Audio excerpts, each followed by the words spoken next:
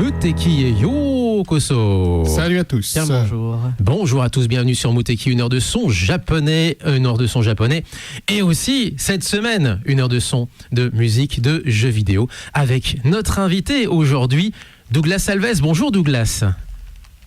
Bonjour. Salut Douglas, comment vas-tu ?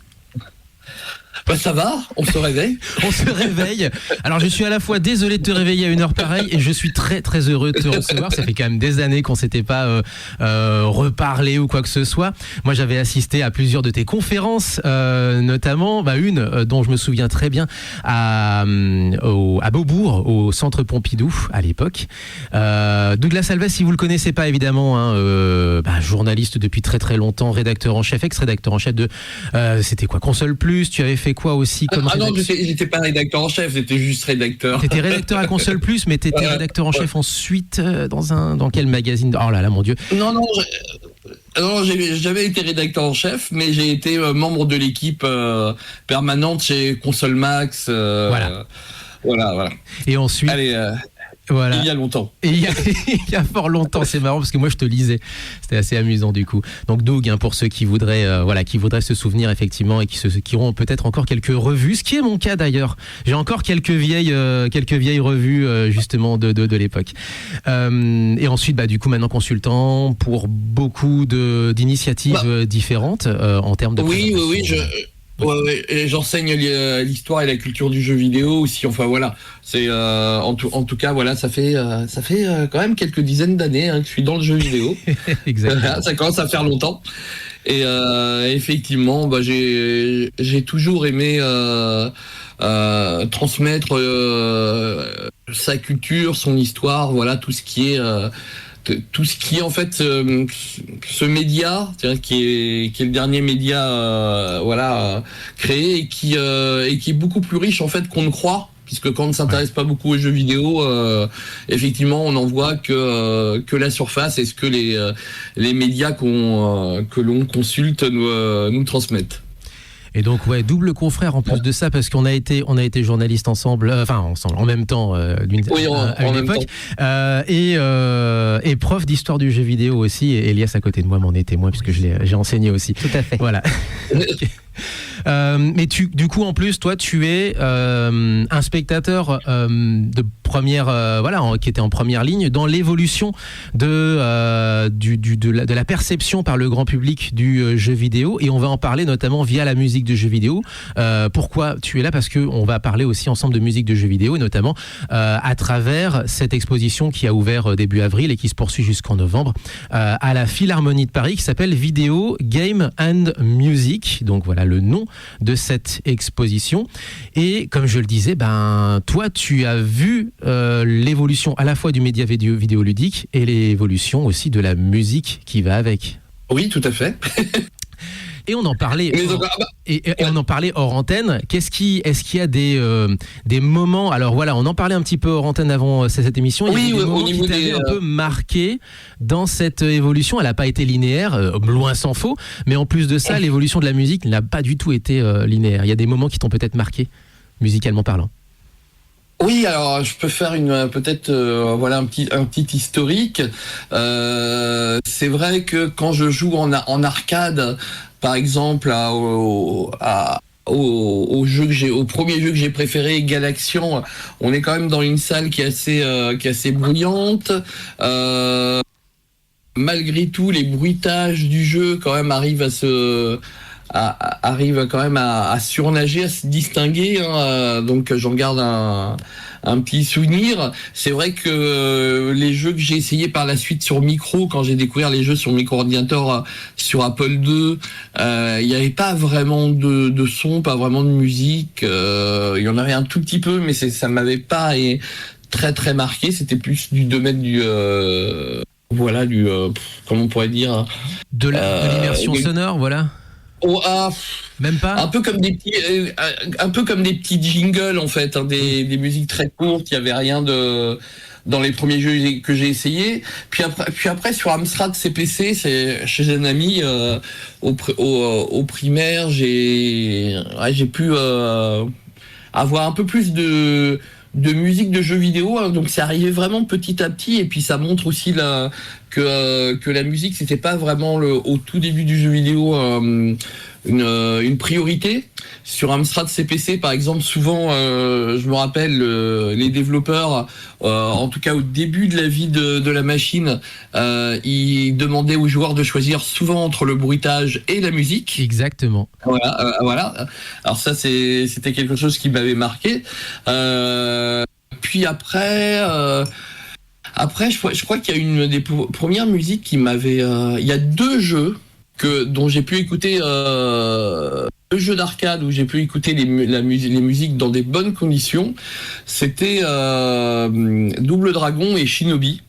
Ah oui. Parce qu'ils étaient dans le bar à côté de mon école primaire et que le patron était le père en fait d'un des camarades de classe.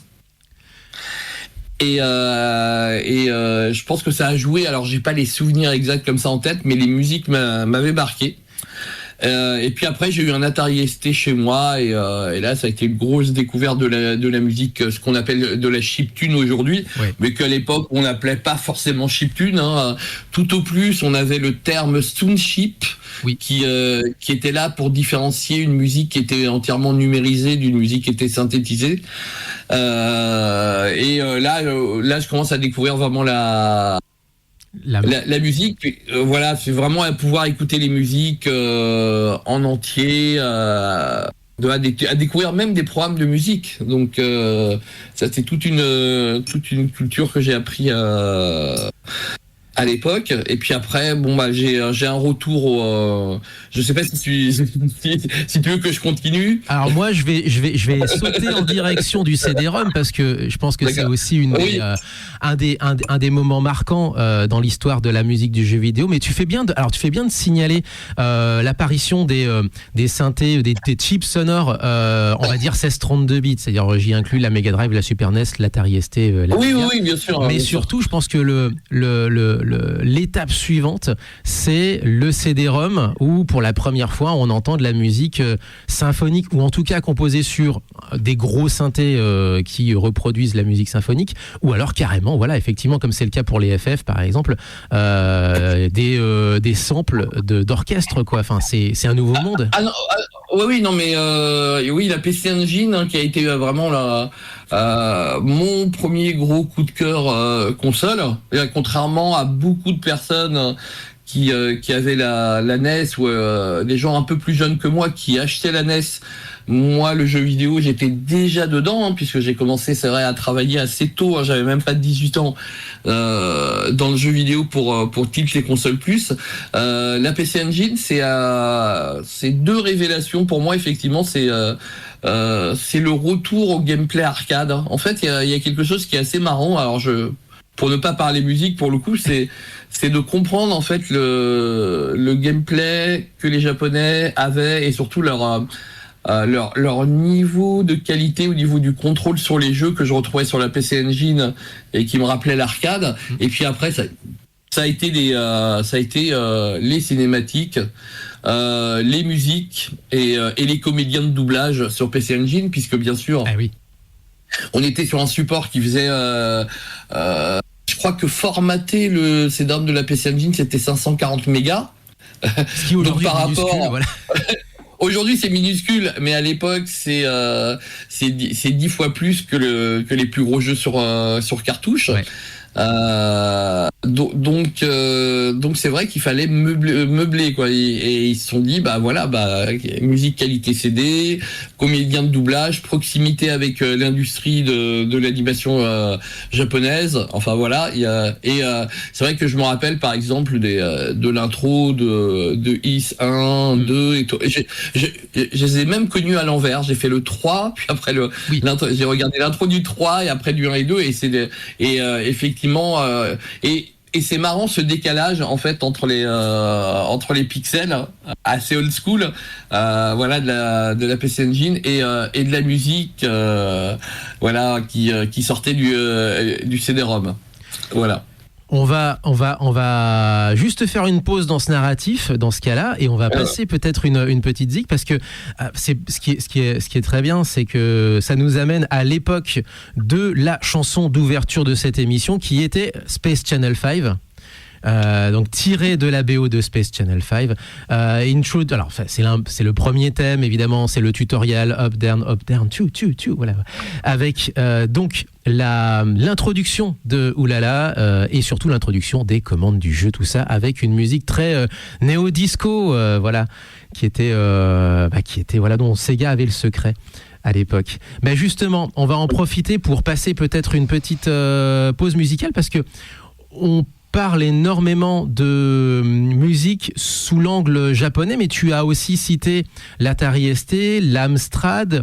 Moi, je pensais aussi, tu vois, à ces CD qui avaient été édités, que ce soit au Japon ou en Europe, autour des jeux vidéo. Je pense par exemple à Mario. En 88, il y avait un des collaborateurs du Yellow Magic Orchestra, Matsutake, donc Logic System, pour ceux qui le connaissent sous son nom de scène, qui avait sorti, qui était un des premiers à sortir un album. En parallèle, quasiment, c'est sorti en décembre, le jeu est sorti un petit peu avant. En 88, c'était une dinguerie. Personne n'avait jamais, pensé peut-être, mais personne n'avait jamais sorti de CD de musique réarrangée de jeux vidéo. À l'époque, on se disait, mais quelle idée, quoi.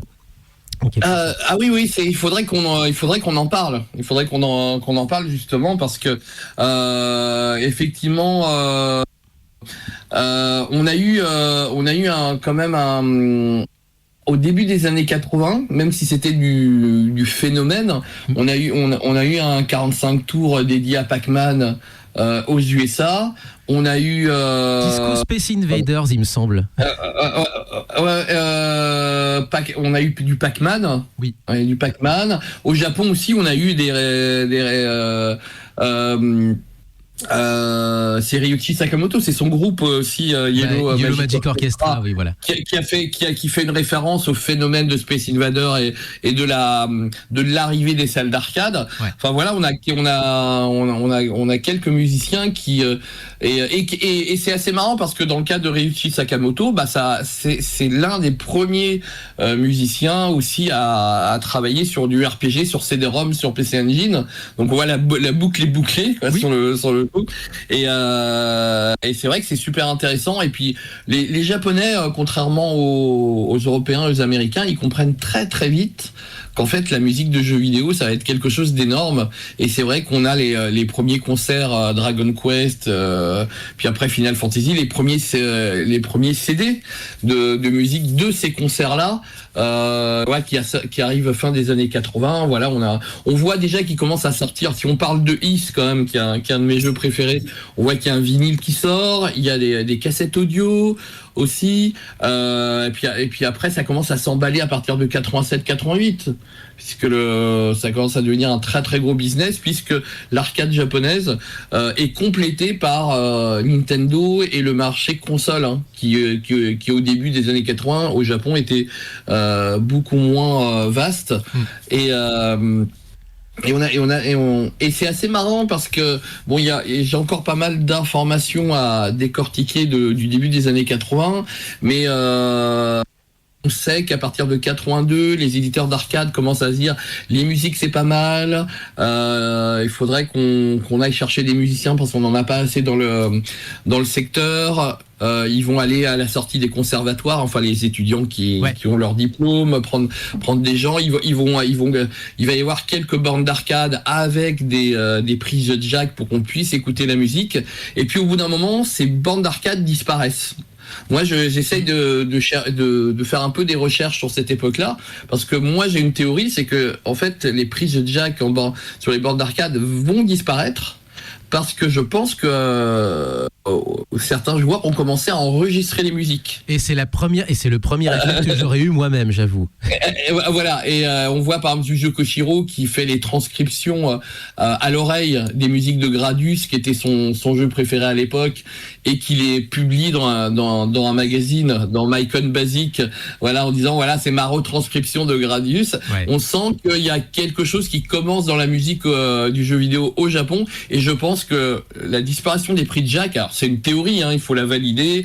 Elle arrive parce que les éditeurs se disent, finalement, on va publier les musiques et se faire de l'argent. Voilà, on va en faire de l'argent plutôt que de la laisser gratuitement aux consommateurs, n'est-ce pas?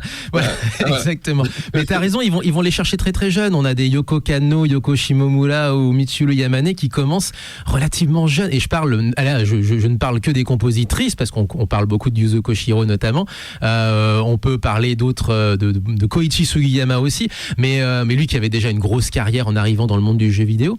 Mais ouais, il y en a qui viennent très très jeunes. Mais Koshiro d'ailleurs lui-même arrive relativement jeune dans le game. Complètement. Hein. Il fait partie de cette génération comme moi d'ailleurs, hein, où on est en fait on voulait bosser dans le jeu vidéo, hein, donc lui en plus il avait des parents artistes donc qui l'ont bien aidé, qui l'ont bien soutenu, et puis là on a parlé beaucoup des Japonais, mais il faut citer quand même le roi de la chiptune, hein, qui est Rob Hubbard en Occident, et qui tu me fais très important. C'est très important, exactement. Le sorcier du CID du Commodore 64, effectivement. Je sais plus comment il l'appelle. Il y a un nom comme ça en anglais. C'est un petit peu le sorcier du Commodore ou le sorcier du CID. CID étant le nom de la puce sonore du Commodore. Tu m'offres une transition parfaite avec une pause musicale. Akihabara Electric Circus. Donc voilà, on l'a en stock. Une des musiques de l'album de Super Mario Bros 3 qui est sorti en 88. Et derrière, on va passer une autre musique, cette fois-ci côté français.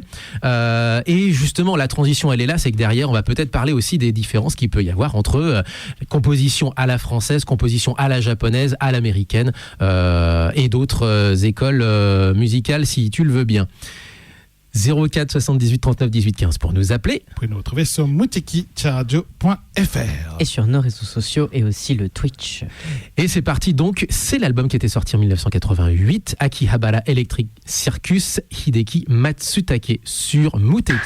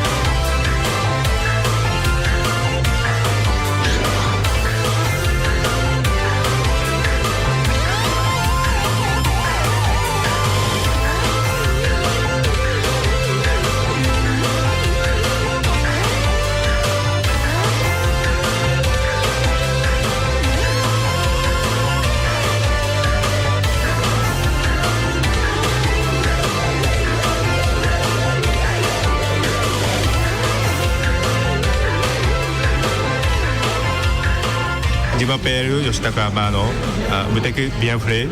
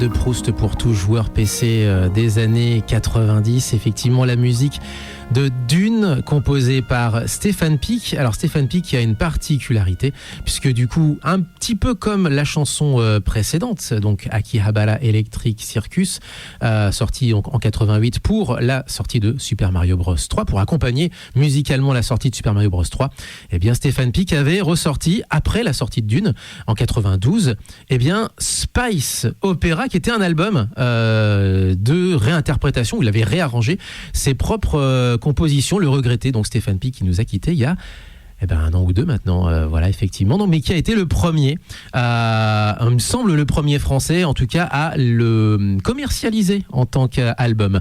Avec nous, on a évidemment, puisqu'on parle de musique de jeux vidéo, nous avons Douglas Alves avec nous à l'antenne, avec évidemment en fil rouge de cette discussion l'expo qui s'appelle Video Game and Music à la Philharmonie de Paris, et j'en profite pour dire également que pour vous inviter à aller voir Japan 80s notamment sur YouTube, l'ami Laurent qui a traité de ce sujet là justement avec Romain il y a 2-3 mois de cela, dans une de leurs vidéos.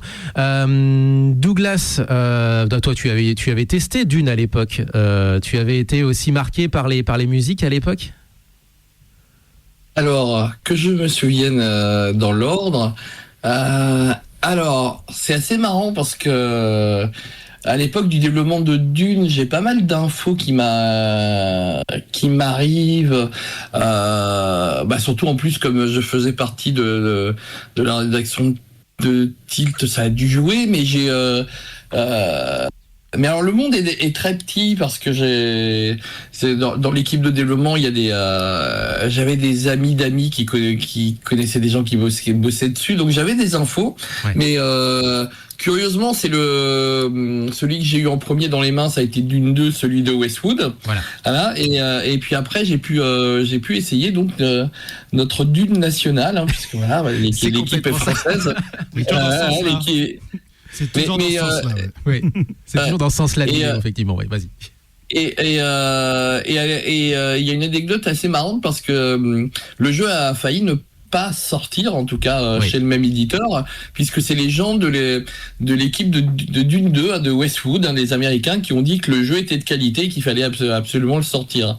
Donc ça, c'est une action un peu désintéressée quelque part, et c'est assez rare dans le business de jeux vidéo pour que voilà on en parle. Et donc de Philippe Ulrich et son équipe. En fait, c'est un jeu c'est aussi un des premiers jeux qui va être mis sur CD-ROM parce que, en fait, il commence à développer quelque chose de trop énorme pour la machine lead, hein, puisqu'ils ont commencé sur Amiga. Ouais. Et le jeu faisait au départ une bonne dizaine de disquettes. Ah oui. Donc ça commençait à devenir énorme. Voilà. Okay. Et c'est vrai que ça c'est intéressant, c'est la démesure du jeu, et comme tu l'as cité, c'est un jeu, on a du mal un peu à définir son genre, parce que tu fais un peu de tout. Il y a de l'aventure, il y a du relationnel, hein, limite c'est un jeu qui aurait beaucoup plu, je pense, aux Japonais. Je suis d'accord. Voilà, parce qu'il y a vraiment plein de choses dedans, des décisions tactiques, de la gestion. Enfin, vraiment, pour moi, quelque part, ce Dune, c'est un peu le jeu à la Cinemaware, mais français, de conception française. C'est un peu. Voilà. Vas-y. C'est un jeu en fait, parce que moi j'ai joué à l'époque, parce que moi j'étais un joueur PC. C'est un vrai jeu d'aventure. C'est un vrai jeu d'aventure. Oui, je t'ai pas devant. Oui. Tu n'étais pas dans le micro, je t'entendais pas. Je suis désolé, mon Léo. Non, pas de souci. Je m'entendais moi. Mais c'est un jeu d'aventure en fait qui avait déjà aussi un impact sur la relation entre les factions et la relation avec les personnages. Et c'est ça qui est assez fort et qui rappelle probablement le JRPG. Mais globalement, ce qui est vraiment trop bien, c'est effectivement ce côté aventure, découverte de peuple, de culture aussi, parce qu'on ressentait une culture différente. Et puis surtout, géopolitique extra impressionnant. Tu sens la patte française dans ce côté très artistique. Tu ne retrouves pas ça dans le JRPG, notamment de l'époque à cause du pixel art, qui est un peu compliqué à l'époque. Mais même FF7... j'adore, hein, mais le côté artistique de Dune est unique, je pense, dans l'époque du jeu vidéo PC. Je ne sais pas plus de jeux vidéo PC, mais c'était vraiment incroyable. Enfin, si vous retrouvez des images, ça dénote pas d'aujourd'hui, je trouve. Oui. Et justement, je vais en profiter pour enchaîner sur le processus de composition. On parlait de Stéphane Pic. Est-ce que toi, est-ce que tu pourrais nous dire s'il y a... Alors, j'ai une partie de la réponse, mais est-ce qu'il y a une école de composition véritablement marquée japonaise? Est-ce qu'il y a une école de composition marquée européenne ou américaine? On part du principe que peut-être les Japonais sont plus mélodiques, les Européens plus immersifs, en tout cas les Français en particulier, et les Américains plus épiques ou plus massifs, notamment ces dernières années dans les musiques symphoniques. Est-ce que c'est vrai, ou est-ce que c'est juste du ressenti de ma part à moi, ou de la part des joueurs en général? Alors moi, je vais peut-être parler des débuts de la musique.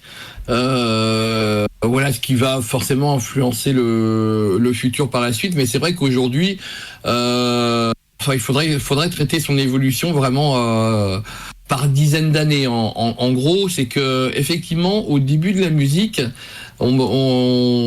pour moi, l'analyse que j'en fais n'étant pas musicien ni musicologue, voilà, c'est que on va quand même avoir beaucoup de musique venant du Japon au départ, qui vraiment s'inspire de la musique classique. Et on va avoir un glissement, c'est-à-dire à part les musiciens qui sont exceptionnels et qui vont aller à contre-courant, on va avoir aussi le deuxième genre de musique, de composition musicale qui apparaît pour moi dans la musique japonaise, c'est le rock, voilà, et le rock progressif. Et alors qu'en Europe, par exemple, en Europe, on va avoir le côté plus électro qui va sortir. Rob Hubbard, c'est quand même un fan de musique électro, de Michael Field, par exemple, de musiciens qui utilisent des nouvelles techniques. Voilà. Et d'ailleurs, il a acheté son Commodore 64 à la place d'acheter un synthétiseur, ce qui veut, ce qui veut tout dire. Ça veut quand même un peu tout dire. Voilà. Et donc, pour moi, il y a ces deux écoles. Et on a une composition au Japon qui essaie de rester assez classique par rapport aux partitions musicales. C'est pour ça d'ailleurs que les Japonais, ils vont monter en nombre de voix sur leur processeur un peu plus rapidement en fait qu'en Occident. Ça aussi, c'est quelque chose qui est assez intéressant, c'est de voir qu'au Japon, le pays où Yamaha a acheté les droits sur l'invention de la synthèse FM, ouais. on va avoir en tout cas sur micro, mais aussi un peu sur console, puisqu'on voit la Mega Drive déjà qu'il y a pas mal de voix par rapport à l'Occident, là où on se tape en Occident, on va dire sur les machines occidentales, maximum du 4 voix. On va avoir les Japonais qui sont déjà au double, parce qu'en fait il y a cette racine classique, et donc ils se disent si on veut transcrire les partitions, on a besoin de plusieurs voix, et on le voit avec un des premiers jeux d'arcade de Konami, Jairus, où ils vont mettre 5 processeurs dans la borne pour pouvoir transcrire les musiques classiques, puisque c'est des musiques classiques libres de droit qui vont un peu réarranger en mode pour le coup c'est un peu électro, un peu moderne, et ils vont rajouter, et ils ont 5 chips sonores de 3 voix. Voilà, et ça va influencer la musique par conséquent aussi occidentale et surtout européenne, que je connais très bien. C'est-à-dire que quand on n'a que 3 ou 4 voix, on va faire plus appel aux arpèges, on va entrelacer les instruments entre eux pour donner l'impression qu'on a plus de voix. Donc la composition va être très technique, en Occident, à cause de ces limitations techniques. Alors que les Japonais, ils essayent de monter au niveau nombre de voix. On le voit sur Super Famicom, même sur la Famicom standard, le fait d'avoir plus de voix que sur un Commodore 64, ça indique pas mal de choses sur le type de composition qu'ils veulent. Mais ça se démarre vraiment à partir du PC 88, surtout dans la deuxième génération de puces sonores, la Super Famicom, la Mega Drive, la Neo Geo, les bornes d'arcade. On va dire que le standard est plutôt en moyenne sur 8 voix. Alors qu'en Occident, on est à 2 fois moins. Et j'en rajoute une couche aussi du côté américain, avec une approche beaucoup plus rock. Je pense à Tommy Tallarico. Alors, on parle de Rob Hubbard, mais on a aussi Tommy Tallarico, par exemple, qui va avoir peut-être une démarche plus de compositeur rock, pop rock, d'une certaine façon, dans sa musique, et moins mélodique. On va être plus sur de l'ambiance. Et puis... Oui. Et c'est vrai que il y a aussi, si on veut comparer les musiques venant de pas mal de territoires, la Mega Drive ça peut être un bon terrain d'expérimentation, parce que la Mega Drive explose à partir de 89, 80, surtout 90, 91 en Occident, donc beaucoup de studios occidentaux se mettent à exploiter la Mega.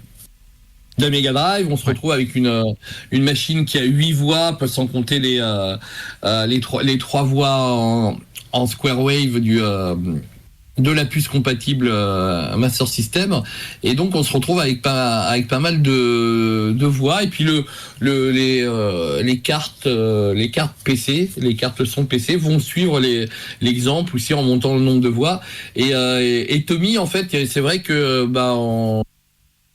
lui, il fait pas de la musique symphonique, c'est mais on a l'école européenne aussi qui se met dessus. Alors c'est très dur de tout expliquer tout de suite, parce que l'évolution en plus se fait assez rapidement. C'est le jeu vidéo entre le jeu vidéo de 1981 et celui de 91. Il y a quand même une évolution qui est hyper rapide.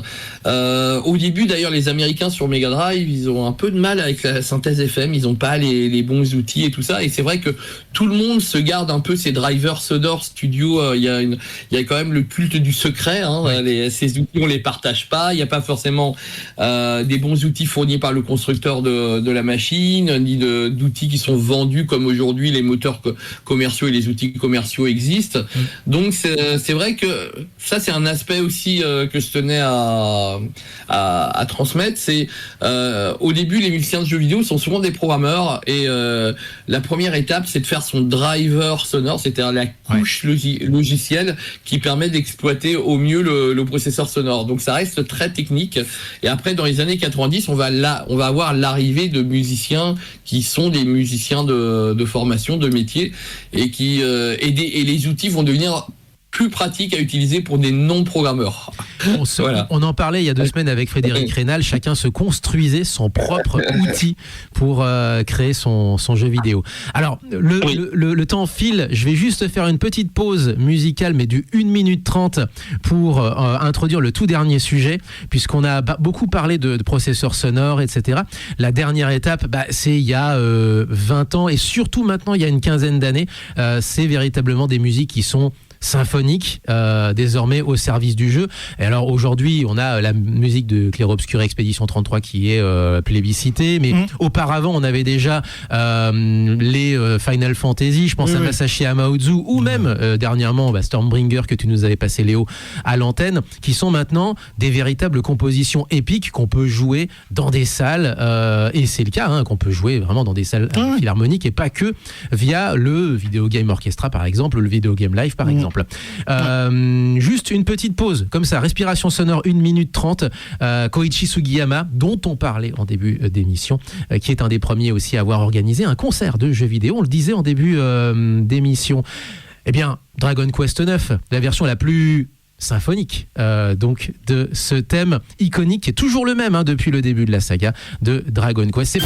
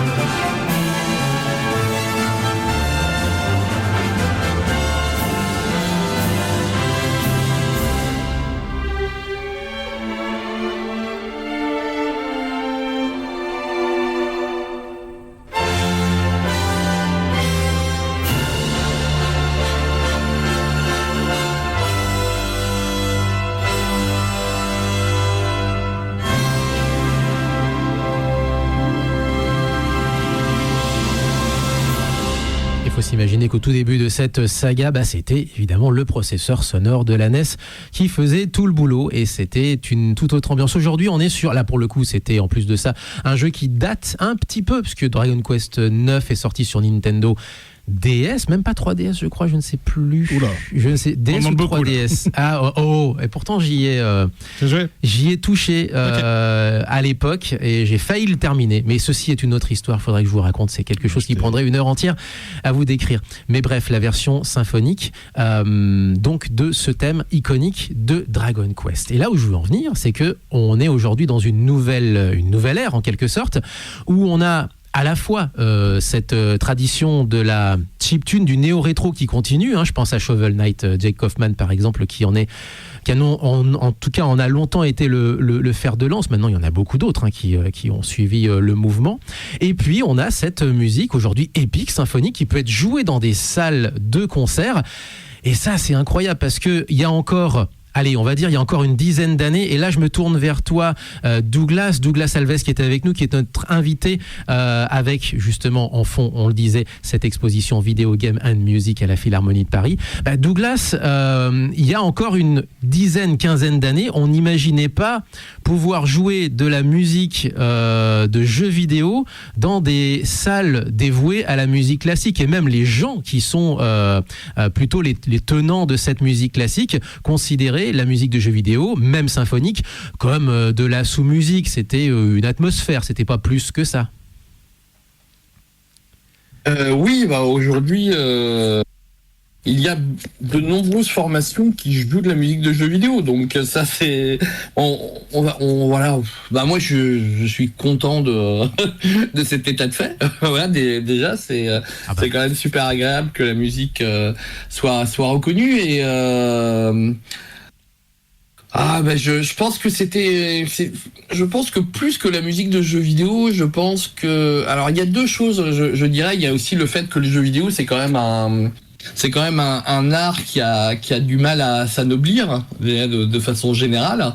Voilà.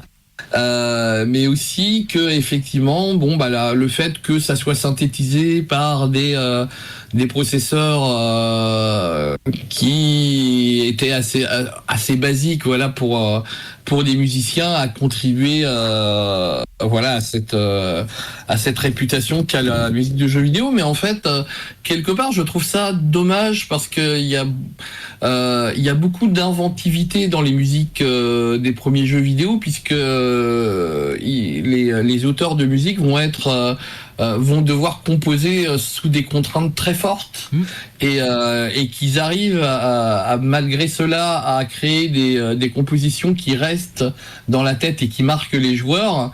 Pour moi, c'est un sacré exploit, c'est une sacrée performance. Donc, je pense que effectivement, c'est bien de dire que la musique de jeux vidéo, depuis fin des années 90, on peut pratiquement tout faire, mais ne pas oublier que les débuts du jeu vidéo, a quand même, malgré les contraintes, généré des musiques incroyables qui font l'histoire du jeu vidéo. Est-ce qu'on retrouve donc toute cette narration dans l'expo à la Philharmonie de Paris actuellement? Alors est-ce que tu t'y retrouves dedans? Alors c'est vrai que moi j'y allais un peu, je suis allé à l'inauguration et que j'ai envie d'y retourner. Voilà, parce que pour en profiter un peu de façon un peu plus intime, et dans cette exposition que j'ai trouvé la principale qualité, je dirais, c'est quelque part vraiment sur une surface qui est assez limite, puisque on n'est pas non plus sur 20 000 mètres carrés. On a quand même beaucoup de sujets qui sont abordés, et ça, pour moi, je trouve que c'est le point fort de l'expo. C'est qu'on a autant on a des jeux musicaux pour pouvoir y jouer, on a la salle où on appuie sur des boutons et ça permet de choisir le jeu qui est joué en temps réel à côté par d'autres joueurs comme ambiance principale de la salle. Donc ça, c'est assez marrant comme interactivité. On revient sur l'histoire du jeu vidéo, on parle des musiciens, on parle des puces sonores, on parle même de la démoscène. Voilà, il y a le Commodore 64 qui est exposé, il y a même, voilà, les gens peuvent s'isoler pour regarder des démos Amiga et Commodore 64. Enfin voilà, il y il y a un endroit, et on a un mur avec plein de vinyles qui est très beau aussi. On parle des musiciens de jeux vidéo, voilà, avec des belles illustrations, des petites biographies pour chaque musicien.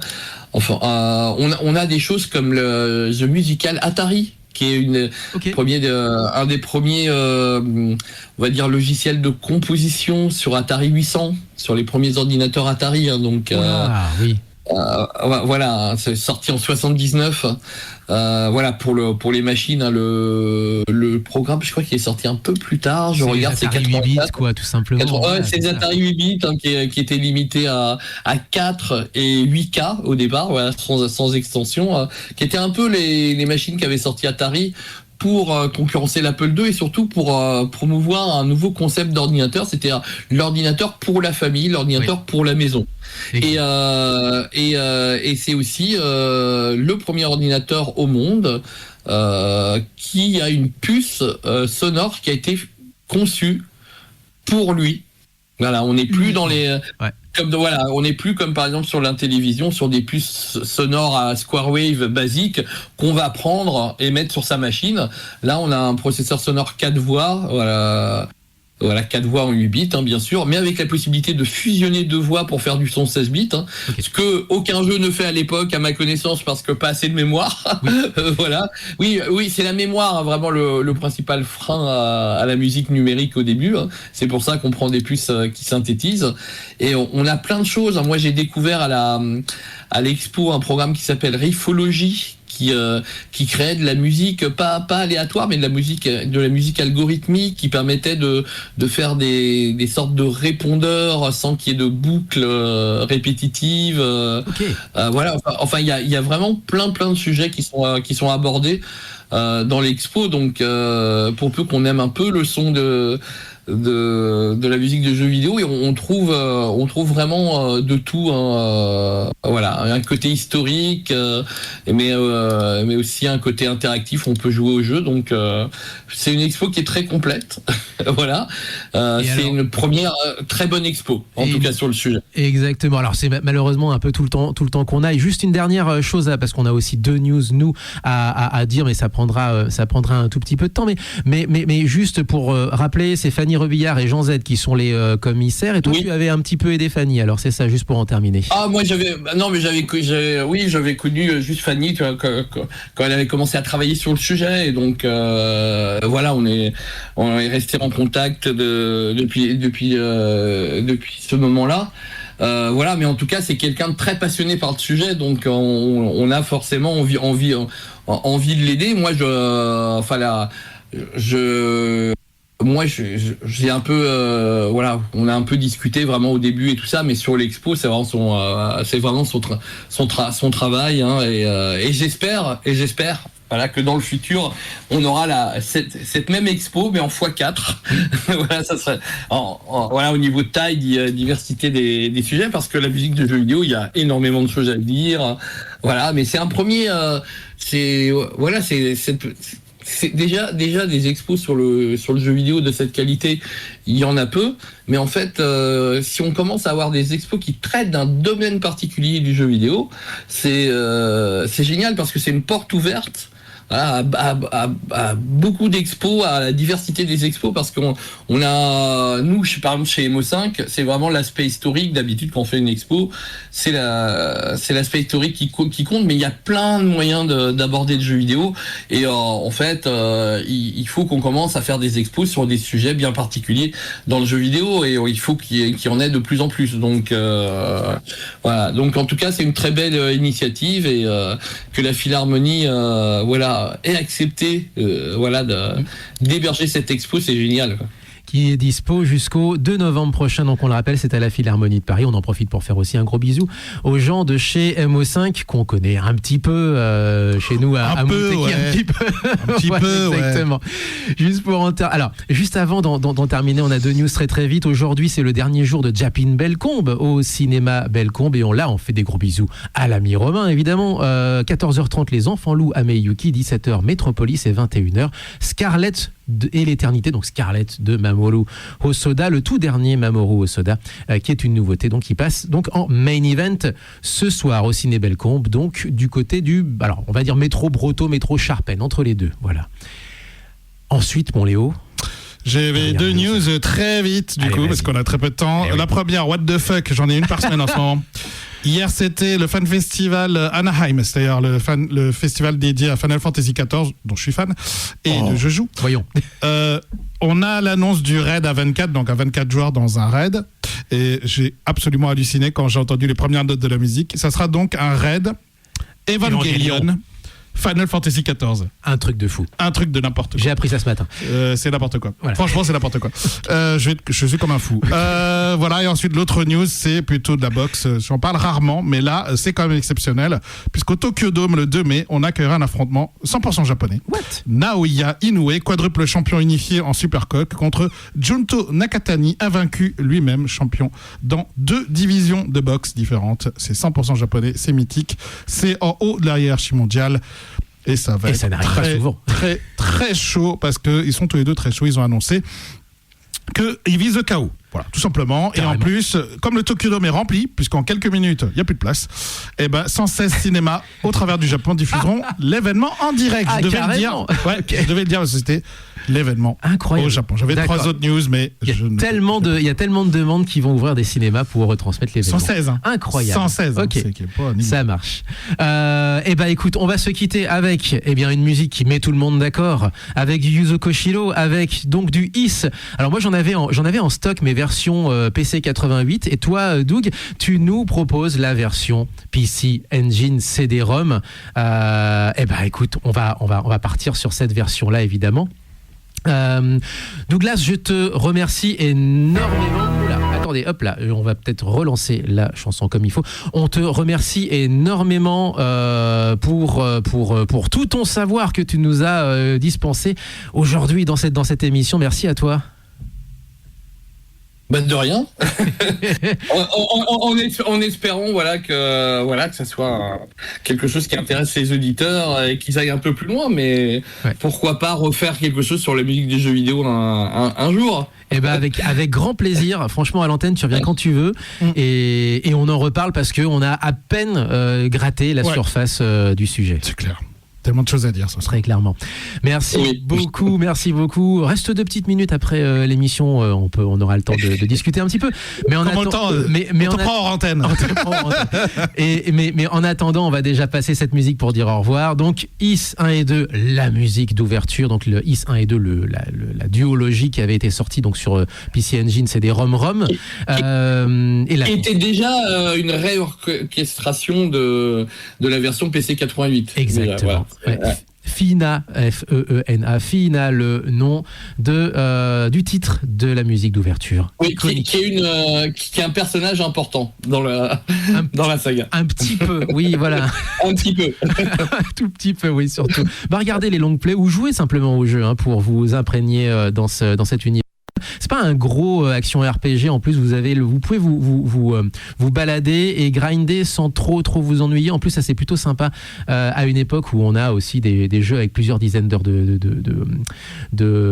gameplay, et là en fait baladez-vous, profitez de la musique aussi évidemment de l'univers de Is. Allez, en attendant, profitez aussi de cette musique là, portez-vous bien, vive le son japonais et vive le jeu vidéo. Et Jamatane.